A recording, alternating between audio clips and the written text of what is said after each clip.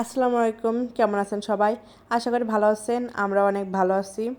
আজকে শুক্রবার হলে নিজেকে খুবই অলস অলস মনে হয় কিচ্ছু করব না, রান্না করব না, শুধু শুয়ে বসে কাটিয়ে ঘুরে ফিরে দিনটা কাটিয়ে দেব।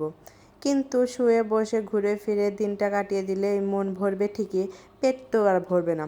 পেট ভরতে চাইলে ঠিকই সেই রান্নাঘরে যেতে হবে, রান্না করতে হবে। তাই ভাবলাম বেশি কিছু রান্না করব না, যে কোনো এক পদের রান্না করব, এতেই হয়ে যাবে।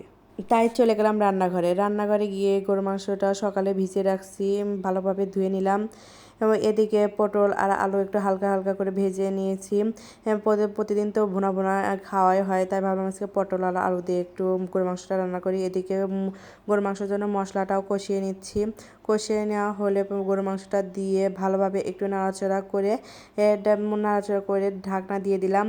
ঢাকনা দেওয়ার পরে এই তো আমার গরু মাংসটাও কষানো হয়ে গেছে। কষানো হয়ে গেলে ঝোলের জন্য পানি দিয়ে দিলাম। পানিটা একটু ফুটিয়ে গেলে আলু ভেজে রাখা আলু আর পটল দিয়ে ভালোভাবে একটু নাড়াচাড়া করে নিলাম। দেন ঢাকনা দিয়ে দিলাম। এই তো আমার গরু মাংসটা রান্না শেষ। গরু মাংসটা দেখতে কেমন হয়েছে কমেন্ট করে জানাবেন। আল্লাহ হাফিজ।